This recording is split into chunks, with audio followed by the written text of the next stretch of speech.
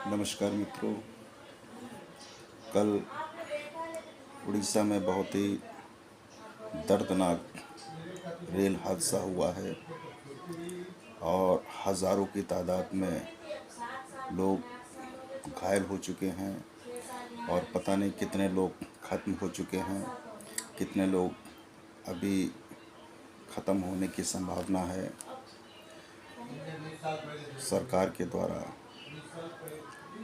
अन्य सेनाओं के द्वारा SDRF, NDRF, military force, paramilitary force और जन सामान्य के द्वारा भरसक तत्काल प्रभाव से प्रयास किया जा रहा है कि किस तरीके से जिन लोगों की जान बची हुई है उनको कैसे तत्काल प्रभाव से बचाया जा सके।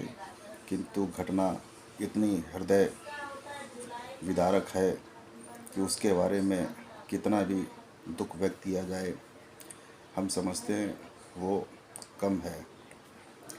इस दुख को व्यक्त करने के लिए भारत देश के राष्ट्रपति, प्रधानमंत्री या वहाँ के मुख्यमंत्री ही नहीं, बल्कि भारत देश में रहने वाले जितने भी जनमानस लोग हैं, सभी लोगों को दुख जाहिर करना चाहिए।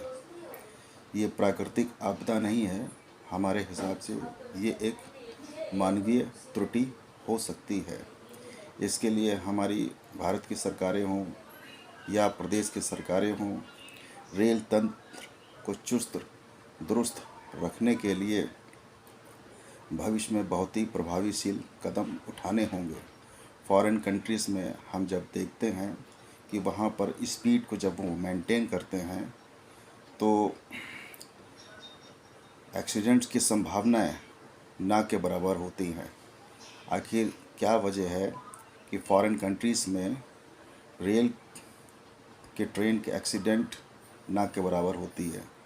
हमारे भारत की सरकारों को फॉरेन कंट्रीज़ में किस रूल्स एंड रेगुलेशन और ट्रैक का इस्तेमाल किया जाता है, इसको स्टडी करने के उपरांत हमारे भारत देश में भी नई तकनीकी का विकास किया जाए तो हम ये समझते हैं ये हमारे भारत देश की जनता के लिए उचित होगा। तभी सही माने में भारत देश की तरक्की कही जा सकती है।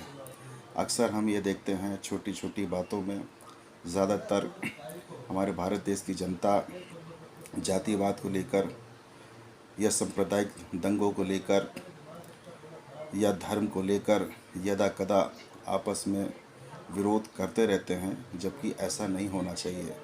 और विरोध का कारण यही हो सकता है कि शिक्षा का अभाव। कुल मिलाकर अंत में हम यही कहना चाहेंगे, हमें बड़ा अफसोस है, हमें बड़ा दुख है और हम ही नहीं, भारत देश की हर जनता को बेहद दुख होगा। किंतु अब जो ईश्वरीय प्राकृतिक घटना घटित हो चुकी है उस पर बहुत ज़्यादा दुख या विलाप करने से अच्छा होगा कि हम ईश्वर से प्रार्थना करें कि जो लोग बेचारे ख़त्म हो चुके हैं उनके परिवार को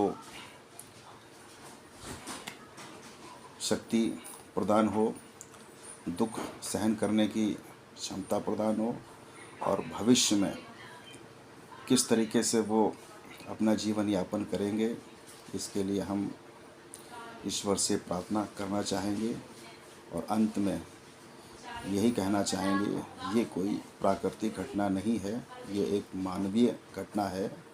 आखिर स्पीड से जब कोई ट्रेन चल रही होती है तो उसकी दिशा को बदलने के लिए पटरियों को एक पायदान से दूसरे पायदान पर बदलने के लिए सबसे प्रमुख रोल किसका होता है? तो ऐसे तंत्र को बहुत अच्छी तरीके से ध्यान देना होगा, क्योंकि जब इस तरीके के तंत्र मानव त्रुटि द्वारा घटित होते हैं तो मानव आने वाले समय में इस तरीके की घटनाएं घटती रहेंगी। अंत में फिर हम